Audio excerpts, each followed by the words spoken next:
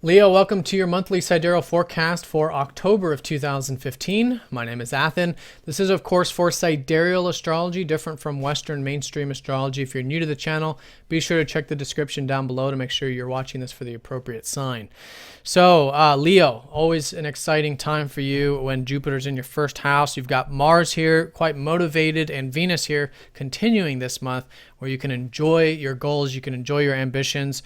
A lot of you've had, your birthdays the previous couple months, but that has been spawning more of this, continued energy from the first house, from the house of you, your self-image, etc. Now, the solar eclipse took place there last month, so a lot of this is solidifying these new beginnings with self, lots of transformational new beginnings. And it's all about identity, who you are, where you're going, what are your short-term goals, how can you gain more energy in life, working out, sports even for some of you, entrepreneurship is another thing from the first house. How can you be self-motivated, self-driven? These are the kinds of energies at work, and that's all what's continuing for you in the big picture, but things start to shift into your second house a little bit, as you probably felt this last month, which is more about the financial, material side of things, with your ruler, the sun, in that second house. But don't get me wrong, there's still a lot of energy in your first, which we'll talk about. Now, this month is split up into two parts, kind of from what you can see in the astrology. So I'm going to divide it up, the first half of the month and then the second half of the month with the transits. First half of the month has Saturn changing signs, going back into Scorpio now for the next 2 years. Well, Scorpio and then a fucus, but in your fourth house for the next 2 years. So the fourth house is all about home, family, past roots, and you guys had Saturn here recently, the early part of this year before he went back into your third. So now he's back into your fourth. So for the next 2 years, it's about solidifying the home, solidifying the family, getting a good anchor point. Saturn at the bottom of the chart is like you're first building your anchor. You're building your foundations. And then from that point, Saturn starts to make his way to the top of the chart in 14 years. It's very large energy. It's all about big picture stuff and patience. So you Leos are setting those foundations this month, and that's a fantastic thing. Patience with all of this too. It's long term. And that's going to be an ongoing theme for you. This is also coming out of less seriousness about the ideas and communication sphere where Saturn was when he was in Libra the past couple of years. And so it's going into more of the emotional and personal, domestic side of life. Now, what's nice about that is that Saturn is actually sextiling up to the North Node. So it's all relating to life path, and particularly around the life path for you to cultivate your resources, your finances, the material aspects of life, which has been the case for the past couple of years. And that's supporting you this month. So both are in harmony, and there's an opportunity there. So whatever it is for you personally, it's an opening. So I would certainly take action. The sextiles aren't just a given. We have to turn them into something. Mercury conjoins the North Node in the second house, so there's probably a lot to be learned about your values this month, especially this early part when Mercury goes direct in that second house and then goes over that North Node. Mercury goes direct on the 9th. So all the stuff you were thinking about or reflecting on involving your finances, the material aspects of things, etc. Mercury does also rule group-related things, so if you've been thinking about or reflecting on groups, ideals, visions, things like that, now the energy starts to move forward, so what you learned those past few weeks can be implemented. And again, it's about that life path because it's the North Node, so that you can solidify a greater sense of financial and material security in your life. And it's not just that too, though. It's your self-esteem, because we are our greatest asset. So this is our own personal, gifts, our own personal abilities and things like that, which you're focused on. You can see, there's prana, there's energy here. It's a great month for you to be spending time in nature, connecting to your senses with the sun here also. So that is the first half with Mercury going station direct. Mars opposes up to Neptune. And again, ongoing theme between oppositions from Neptune in your first and your seventh house. No different this month as it has been the past couple months. So with self, there's other, right? And everything relationship related, it's uncertain, it's unknown. And that's just the way it is right now. And so having faith, trust that everything is unfolding in those one-on-one spheres as it should, as it will, as it's the only way it will, and it's giving it to the creator's hands or to the universe and allowing it to unfold. So that is very important this month, and remembering to have that compassion, peace, presence, in your relationships, which will help counter a lot of this first house energy for you, especially with your drives and your ambitions, even things relating to your home and family, since Mars does rule your fourth house. There's uncertainty, there's ideals, there's visions, so just take it nice and slow, nice and grounded, and stay balanced with it. The sun does square up to Pluto this month, and so this is important for you Leos because it is, of course, your ruler. So this is going to be on the 6th. All right, so on the 6th we have this, actually, yeah, okay. So on the 6th we have this square between the sun and Pluto. This is Pluto, who's been in your 5th house of self-expression. So you guys have been learning to express yourself very powerfully over the past many years. So now again with your self-expression, which is the sun energy, it's like sharing the truth, sharing who you are, the deeper aspects of things, and learning to really convey your passion in how you speak and how you convey information, and just in general in your being, because that's your sun. You guys just shine, so it's shining the truth.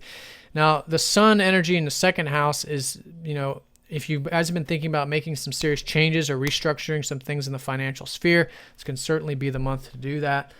With all this energy here and the square up to Pluto. And then we're going to have a new moon here on the 12th, which is going to be new beginnings with the material aspects of life for you, which is a challenging new moon. It does suggest that there are challenges. Let's go ahead and look at it. You can see what I'm talking about. It's going to be squaring up to Pluto and opposing up to Neptune, activating that Uranus-Pluto square.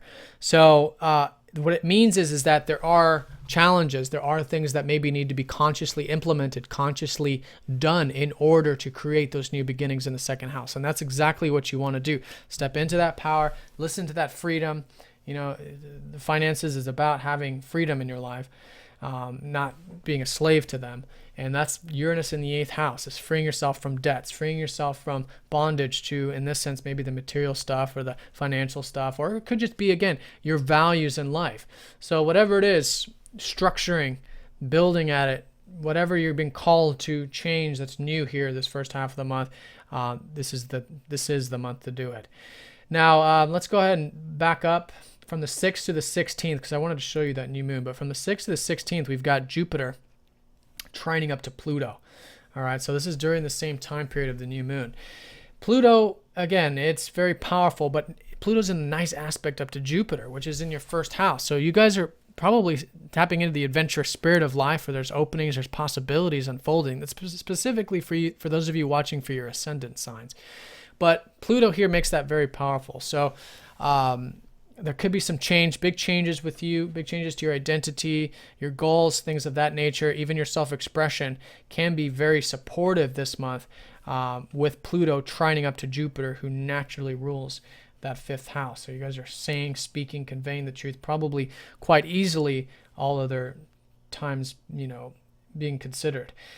Now, Venus squares up to Saturn. This is the 3rd time it's happened over the past few months, couple months. So everything relating to your career, patience, working hard at it. Again, things are building in that area that Saturn is still making his way up to the top of the chart. And, it's about balancing the career stuff with the home stuff, working at that, patience. And, hard work can go a long ways with Saturn. It can always pay off, too. And it's maybe even with communications, making sure your correspondence is taken care of, etc. All right, so that's the first half of the month. Now let's go ahead and shift gears to the 2nd half. From the 14th to the 19th, Mars is going to be trining up to Pluto. So just like with that, Venus energy, Jupiter energy. Now Mars conjoins up to Jupiter. Okay, so this is specifically around home, family. A lot of you guys are going to have opportunities there around that part of your life. This all depends on your personal charts, but it's there generally. If not, you should be feeling quite optimistic. The 9th house, maybe there's some new adventure, new travel, new expanding your horizons, something like that. I don't know. Could just be philosophical. So that's opening up for you around this time period, the middle part of the month. And trining up to Pluto, again, just makes it very powerful for change. It's getting rid of something old to make way for something new, particularly in those areas. So that's going to be the most, that's a big deal. This Jupiter trining up to Pluto, slow planet is always very important in these transit-to-transit aspects. So from the 16th and 17th, Venus then opposes up to that Neptune in the 7th house. So again, goals with relationships, balancing self and other, compassion, patience, and just having faith with them can go a long ways. Venus trines up to Pluto later on. This is now shifting into about the 24th, 25th of the month, where there is support now coming in with the work stuff, the career stuff. All right, a lot of things are unfolding there. Correspondence could be quite supportive as well, and it eases up there. And then Venus conjoins up to that Jupiter for the third and final time for this cycle. So opportunities at work, expanding at work, correspondence expanding, your communications broadening, optimism with all of that. And then we have a full moon in your 9th house. So this is all about, again, adventure, travel, expanding your horizons. For some of you, it might mean traveling. For some of you, it might mean philosophy, your outlook on life, your life path. And so it's a very nice full moon. And it's going to be very strongly associated with all of this energy that hopefully you're solidifying with your values, with your sense of self-esteem, with what you can accomplish in life. And for those of you who've been thinking about philosophy or travel or whatever, expanding your horizons over the past 6 months, this can be a time of culmination for you in those particular areas. So Leo, the high point for you is the fact that a lot of energy is in your 2nd house. I mean, you have the sun here. A lot of passion, there's a lot of excitement about getting the material stuff taken care of, or your values, achieving your values in life. And it's certainly a great month to do so. Very transformative month. Balancing self and other can go a long ways. And of course, there's continued expansion and growth for you personally with all these fast movers and Jupiter in your 1st house. So Leo, have a great time. If you guys have any questions, please let me know. If you'd like a personal reading, click the link down at the bottom of the page. And I'll see you all next time. Take care.